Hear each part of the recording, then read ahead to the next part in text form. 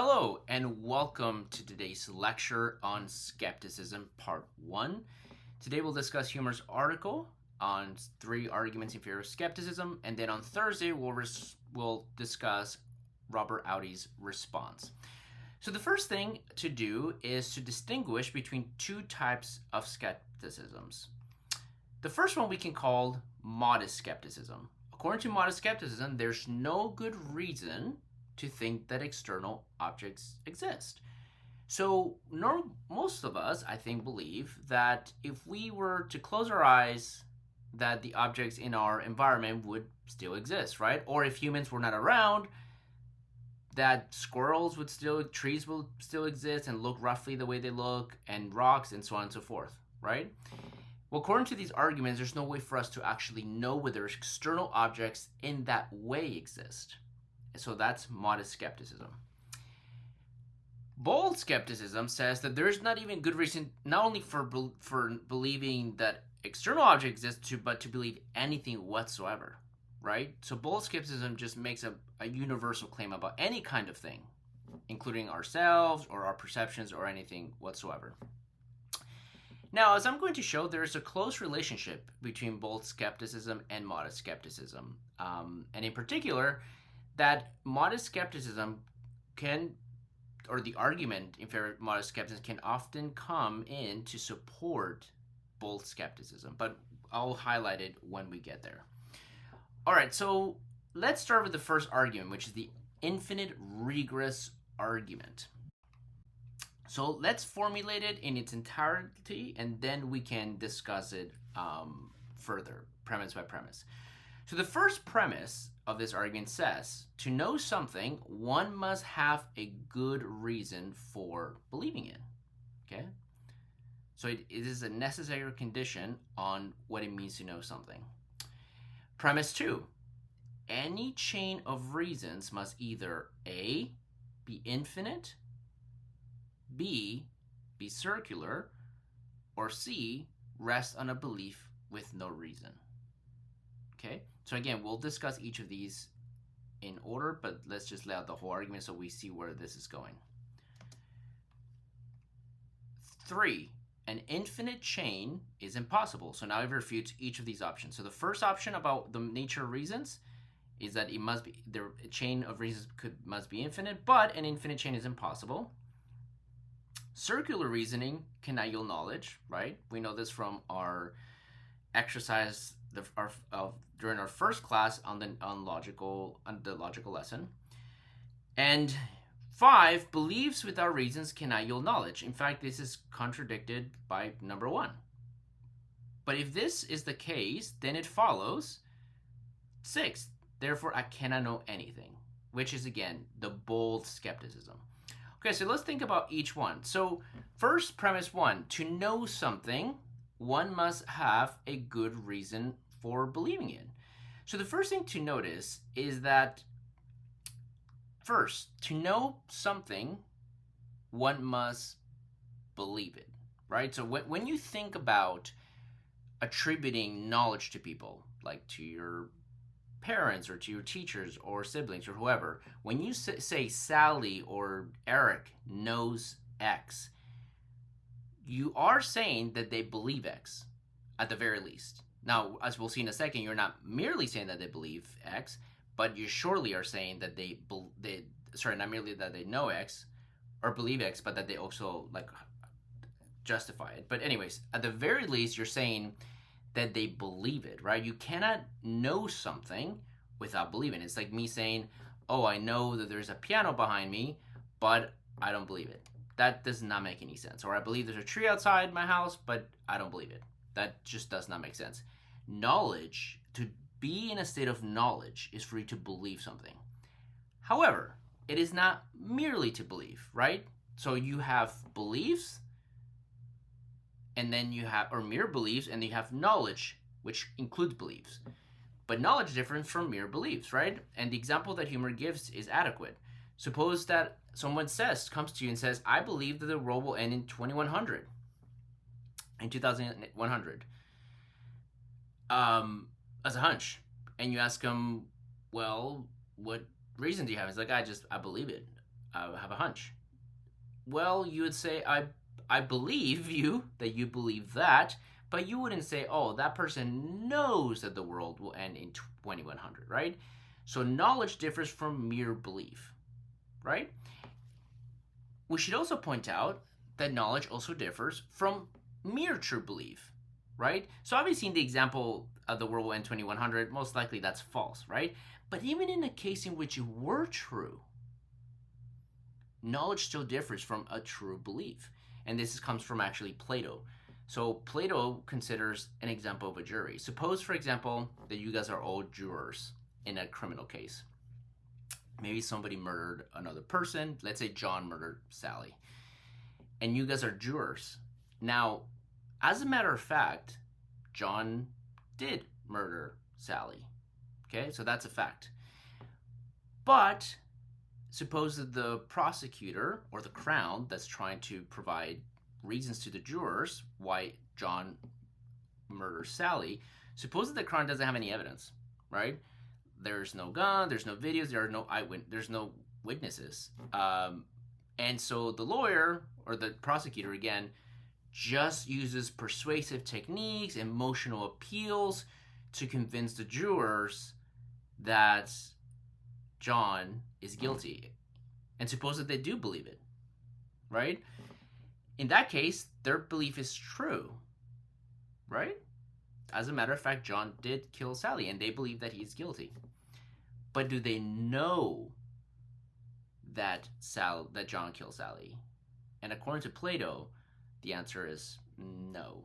They don't know, right? And part of the reason is what one wants to say is that they have to have good reasons to believe that John murdered Sally. And in this case, they don't, right? They were just persuaded by emotional appeal or persuasion or manipulation even from the prosecution or the crown. So knowledge differs from even mere true belief. All right. But then if that's the case, as we just said, then to know something, one must have a good reason for believing it. But let's talk about this a little bit further, because we talked about having a reason, right? But we need to, again, be clear about what we're talking about. There are good versus bad reasons, right? So again, somebody may say, or I may say, the world will end in 2100 or 2100. And my reason, you ask me, well, how do you know that? And I'm like, because the Plutonians will invade.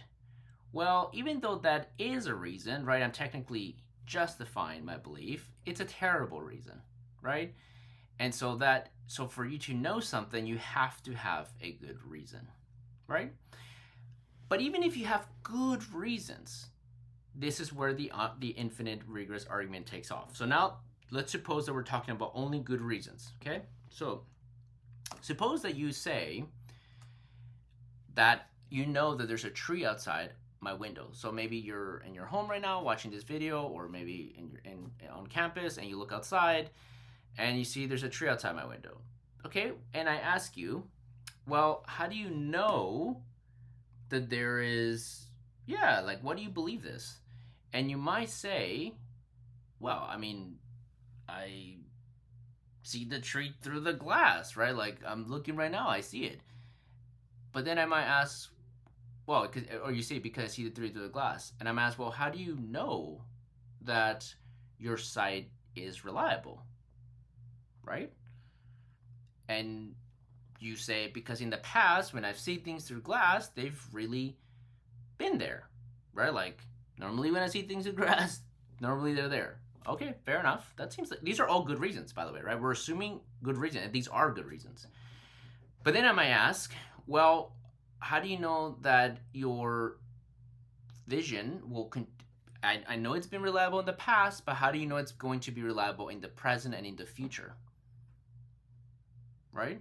And you may say, well, because maybe you appeal to other people. Like, other people have also confirmed that they saw the same things as I did. Okay. And how do you know that what these people are saying is true? Well, it can be because they're trustworthy, right? Because people usually tell the truth about simple things like trees. And again, I can ask you again, well, how do you know that? How can you tell that they're actually trustworthy, right? And you can say something like, because lying is harder to sustain than telling the truth, and I've seen evidence of that. So eventually, if I push you hard enough, you kind of end up going back to a similar premise, right? So if you notice, you've seen evidence that people normally tell the truth, but that's just presupposing the very thing with which we started from two, right? That your perception is reliable, that you can trust it. So either the infinite regress argument really says either you're going to continue indefinitely, right? But then an infinite regress is not possible, so you'll never arrive at a justification. Or you end up doing what we just did here, which is eventually you will end up begging the question or engage in circular reasoning, right? Oh, sorry, my apologies. What just happened? Sorry. Okay, so let's go back to the argument. So again, remember premise. Oh, that was premise 2. This is premise 2. So we saw that how it can be infinite, or it could be circular, or the rest on a belief with no reason. And therefore, it follows that I cannot know anything.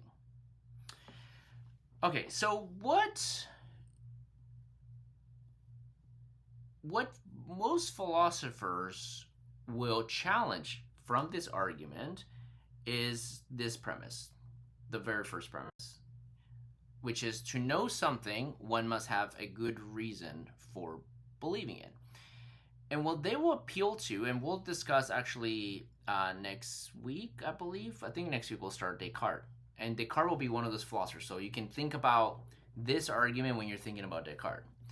Well, they will challenge this and say, well, actually, no. This is not always the case. It is sometimes the case, but sometimes we can actually have justifications which are self-evident or foundational propositions or beliefs. For example, 2 plus 2, or I am now conscious. 2 equals 2, my apologies. So 2 is identical to 2. So for example, if I were to ask you, is 2 identical to 2, or 2 equals 2? You would say yes, and you wouldn't, and if I ask you why, you'd be like, oh, that's a silly question. Like, it's just obvious that it's true. Perhaps a little bit less obvious is I am now conscious. We'll discuss this. That's Descartes' view, but we'll discuss that when we get there. For now, let's just, the skeptic can grant, okay, sure, let's suppose that these beliefs, like I am now conscious, or things appear to me a certain way, are true. And that they are self-evident or foundational in some way. Okay? Now the skeptic will make the following argument against this response, right? So remember, we're talking about the infinite regress argument, right?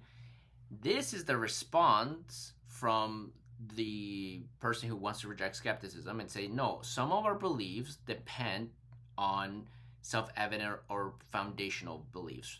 So if you think about knowledge as an edifice, we can say the foundation are just basic beliefs, and then we can build our knowledge based on that by inferences, right?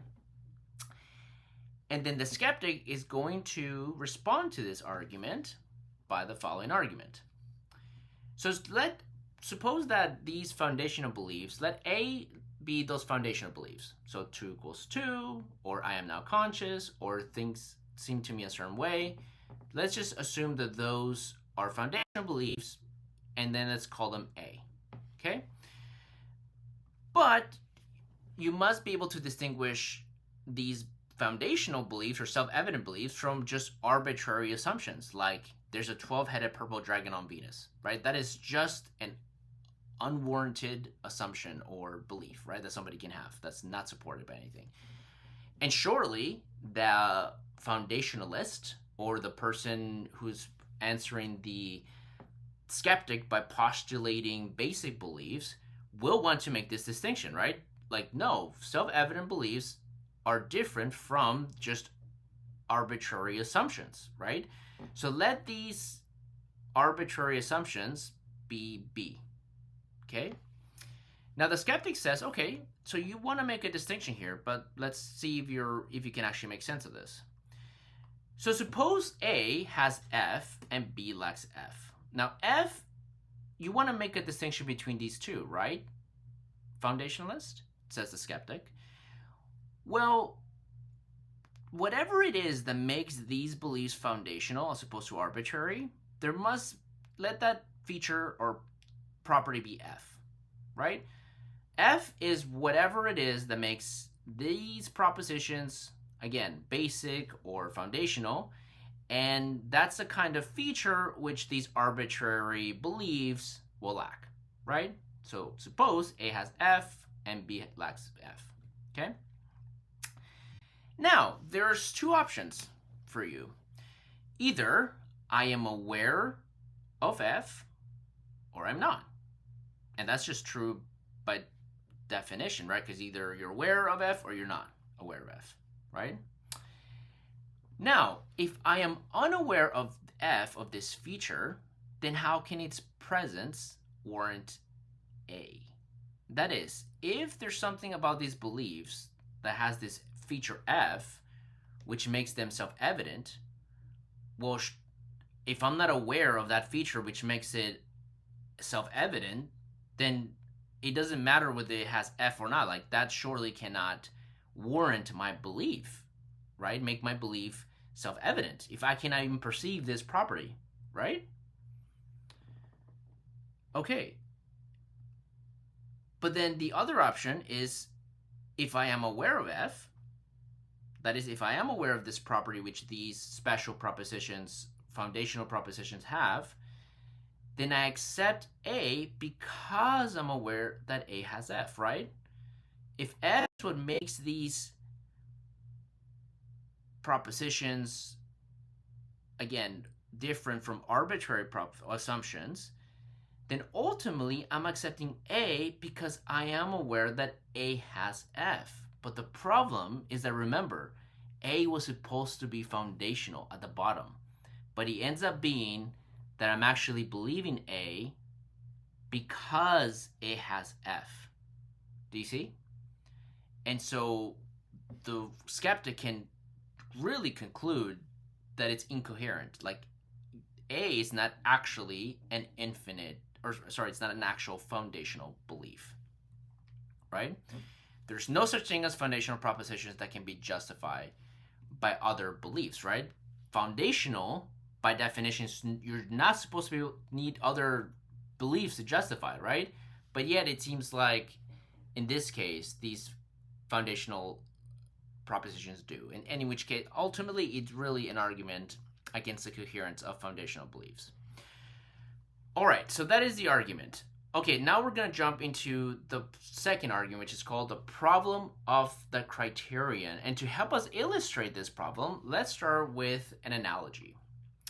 The magic 8-ball, which humor describes. And the magic 8-ball is, just imagine a little ball that has a screen on it, and when you ask it questions, it yields some of these answers like yes, no, yes, definitely, or very doubtful, right?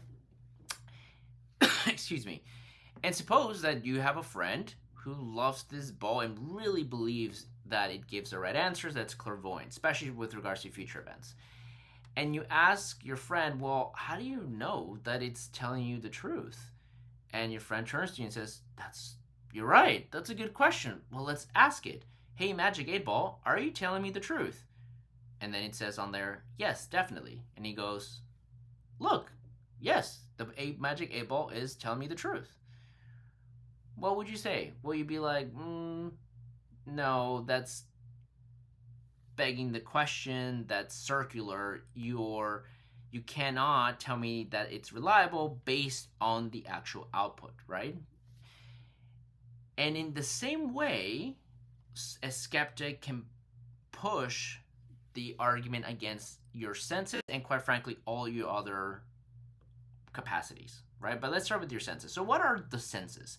Well, senses are our perceptions, right? We have 5 senses at least. I mean, that was a traditional view. I believe nowadays there's like 22 senses, which is kind of crazy to think about. But the typical 5 senses, which is perception, hearing, taste, smell, right, and touch. I believe is the 5th one, right?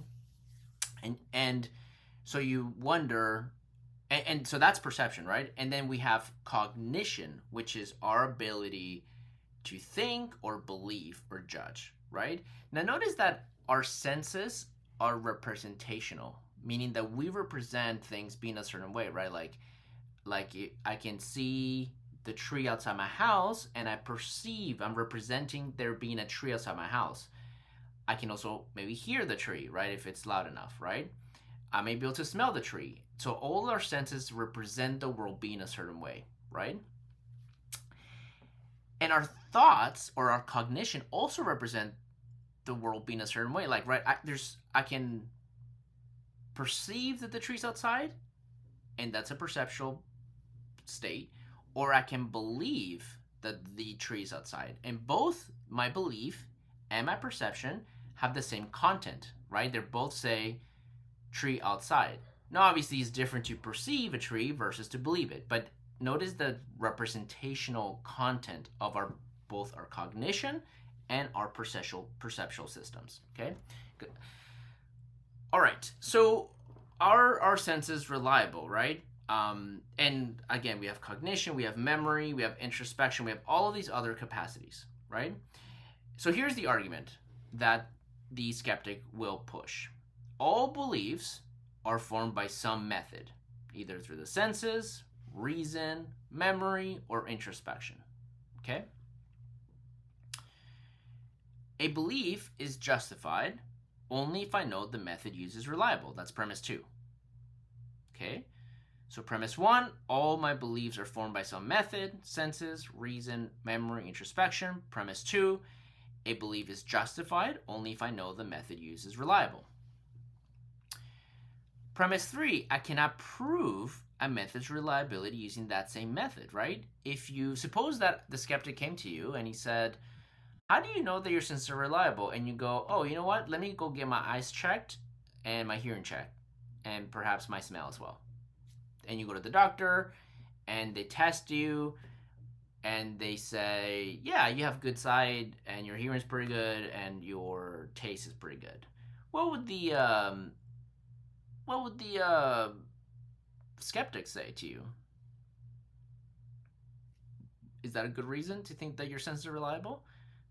Well, the skeptic will say, no, you're just engaging the same kind of justification as the magic 8-ball person, because the only way that you perceive that the test results or that your hearing was accurate was by relying on those very senses.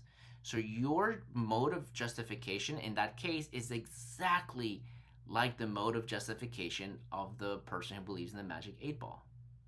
And that is not a good method, right? So you cannot prove a method's reliability using the same method, right? It's circular. But then, premise 4 is that I cannot prove a method's reliability through an infinite chain of other methods, right? So it's not like you can then jump from, oh, I'm going to try to show my perception is reliable by now thinking about my cognition and my beliefs, maybe some a priori or like philosophical argument. Well, then we can ask the same question, but how do you know that your rational capacities are reliable? And then you cannot start jumping into introspection, because then we can ask the same thing about introspection and so on, right? So you cannot jump from modality to modality, because ultimately the skeptic can raise the same concerns. Well, therefore, none of my methods or modalities or capacities can be shown reliable, and thus none of my beliefs are justified. So this is the problem of the criterion. Okay? Now, philosophers, or anyone quite frankly, will probably push on this premise. A belief is justified only if I know the method used is reliable. And you might question that by saying, well, why do I need to know that the method is reliable? right? What if the method just is reliable? Like, suppose my perception, as a matter of fact, is reliable. And I perceive outside and I see a tree, and since my perception is reliable, I believe that there's a tree there. What's wrong with that picture? It seems like I got knowledge from perceiving a tree because my perception is reliable, even if I cannot prove that it's reliable, right? And you might say, well, and there are other, and you might question, or you might even want to say that there might be reasons why you might think it's reliable, right? So here are some reasons.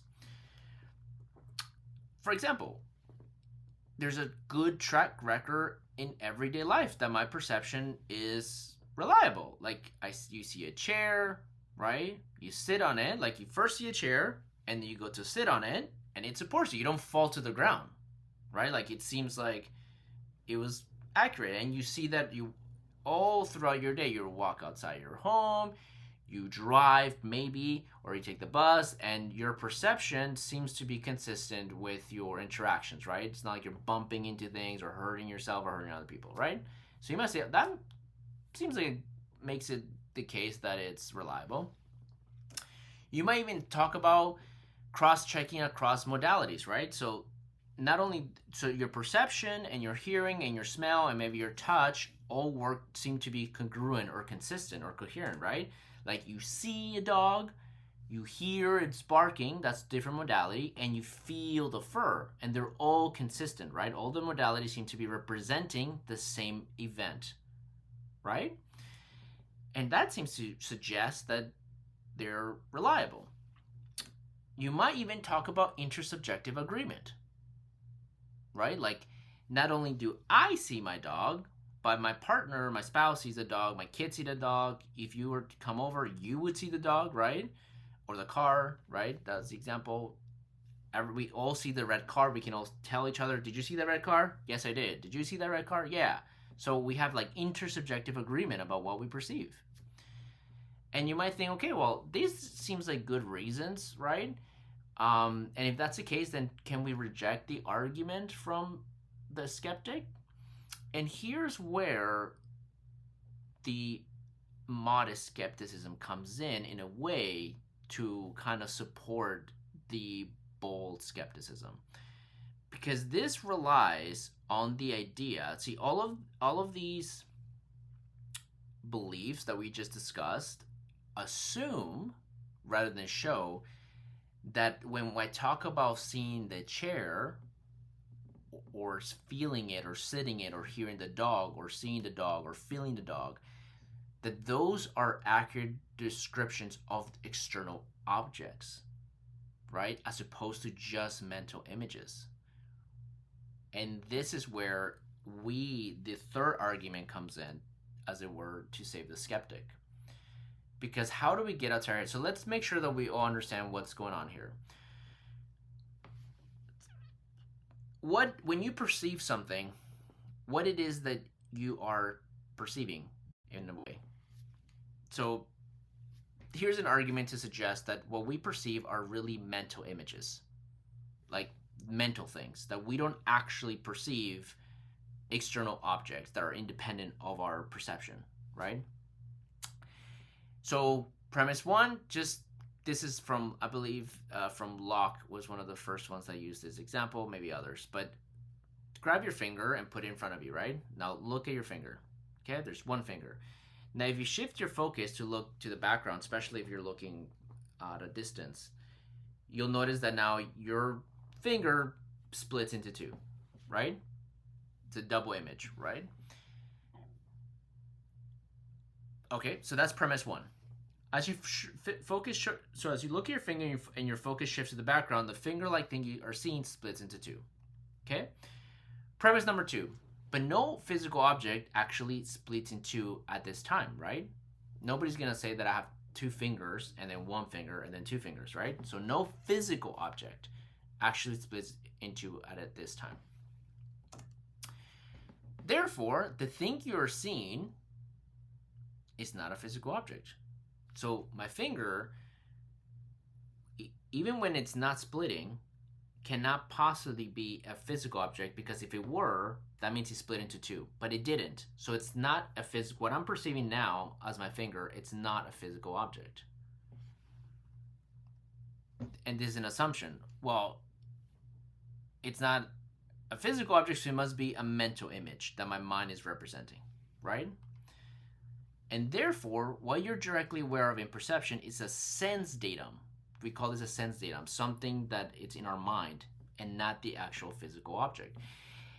And I think colors actually are a really strong instance of this. And if you've ever take cognitive psychology, like in a psychology class about perceptual systems, you'll notice that most neuropsychologists believe that colors, for example, they only exist in our minds. That the world's not actually color, but that's the way that we project color. We paint the world.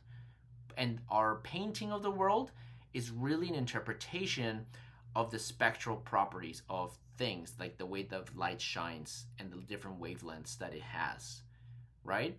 So maybe let me give you two illustrations. Number one, have you guys ever seen that color illusion of a dress that, depending on where you are, sometimes it looks white with gold, and other times the same exact picture looks blue and black, right? And everybody's like, "Oh, this is so strange. How is that possible?" Well, if you've looked into it, if you've Googled it, you'll know that it just depends on the lighting, right? If you are in a room that has a lighting that covers all the luminance levels from like 100 nanometers of wavelength all the way to 800, then you will perceive it as white, right? If you are inside a room where you have only like a light that shines just the lower part of the spectrum of light, so just like between 100 and 300 nanometers of length, then the dress is going to look blue and black. Okay? But here's the question. Which color is the true color of the dress? Is it blue or black? Or is it white and gold? Well, that question does not really make sense. There's no true color because the color depends on the lighting. And all colors are like that. All colors, how we perceive them, depend on the lighting, right? The dress itself is not blue or black. It's not like if you're seeing that dress inside your house and it looks blue, somebody cannot say, "No, you're mistaken. That does not look blue." Right? Somebody cannot tell you, "No, that dress does not look blue." No, it does look blue. What are you talking about? I'm looking at it right now. This looks blue. Right? Here's the second illustration. And if you're outside in the evening and it's getting dark and the light is decreasing around your environment, your retina is composed of both cones and rods in the back of your eye. And cones are more sensitive to higher levels of luminance as opposed to your rods, right? And your rods are again sensitive to lower levels of luminance, and they are more likely to perceive things as being blue, right? So when it is evening, that's why things start kind of looking bluish. Like if you walk on grass very late at night, these things start looking bluish as opposed to greenish. What is the reason? Again, because there's less luminance, and that's the way that your perceptual system is starting to interpret the colors around. That's why blue at night looks very bright, or in low luminance, right? If you have a blue light, it's just like it shines a lot because your rods are so sensitive to blue light in low luminance levels. But you cannot say, "Oh no, the grass is not really bluish at evening. It's actually supposed to be green." But the only reason why you're saying that, it's because you normally perceive the grass when it's daytime and there's lots of luminance shining on the grass. But as a matter of fact, it's incoherent. Like the dress example, it's somewhat incoherent to say, "Oh no, the grass really is this shade of green or not blue," right? It just depends on the lighting because that's all colors are.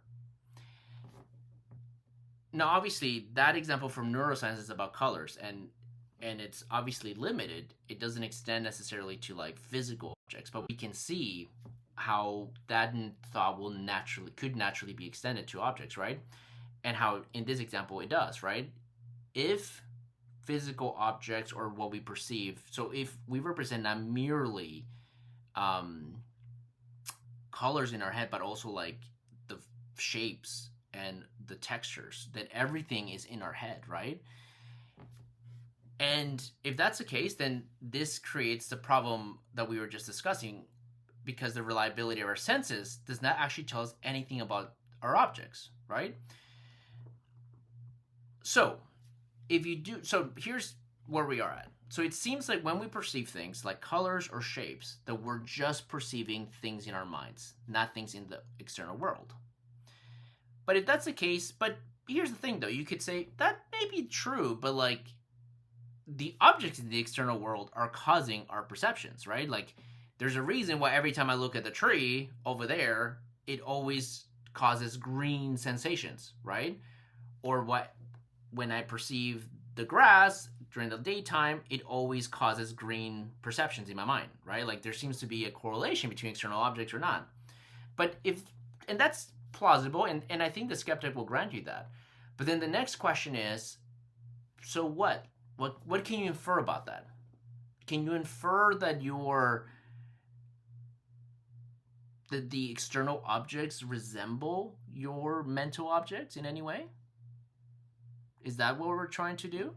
And according to David Hume, which is an 18th century philosopher, he says that you cannot. And this is from David Hume. There's a quote. It is a question of fact, excuse me, whether the perceptions of the senses be produced by external objects by resembling them. So he says that is a empirical fact or a question of fact.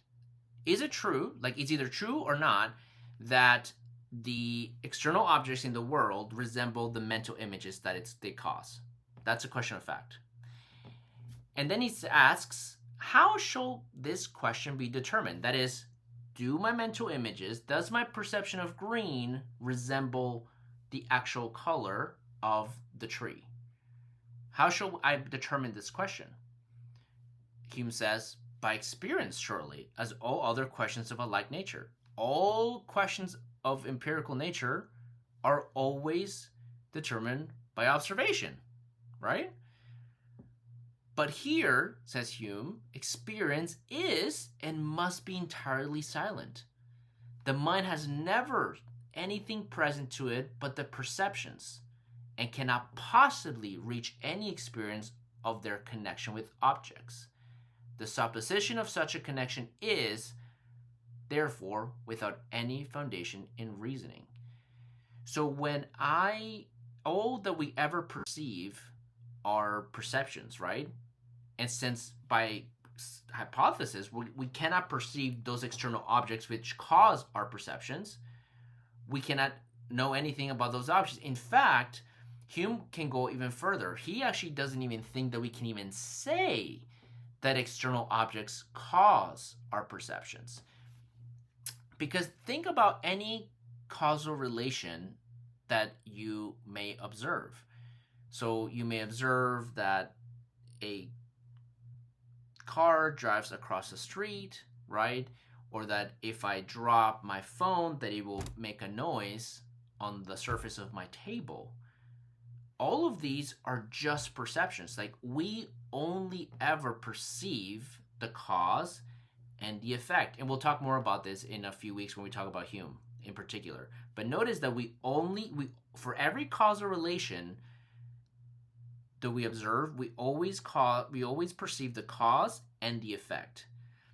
But in this discussion, we're talking about external objects that we cannot actually perceive, right? These are external objects which cause our perceptions to begin with.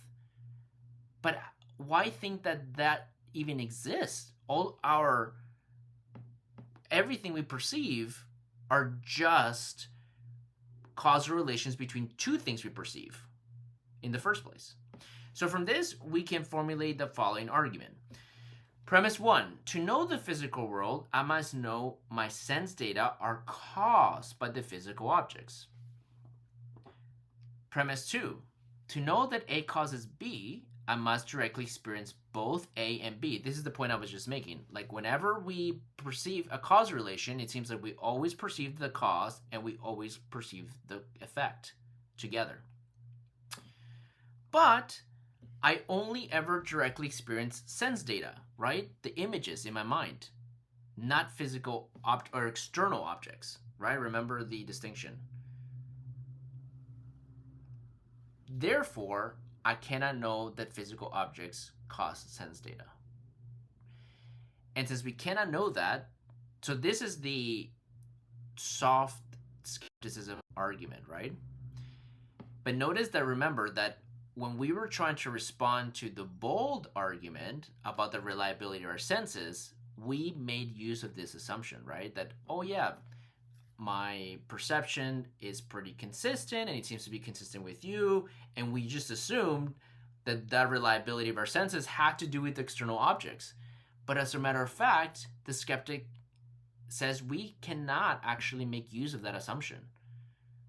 And so we cannot actually know that our senses are reliable with respect to the external world. And therefore, not only can we not know physical objects cause sense data, we cannot even know we cannot know anything, because that means that the arguments from method and the argument from infinite regress still stand. Okay, so we'll end it here. And yeah, obviously there's a lot to discuss, but we will talk on Thursday about a potential response to the skeptical arguments. See you then.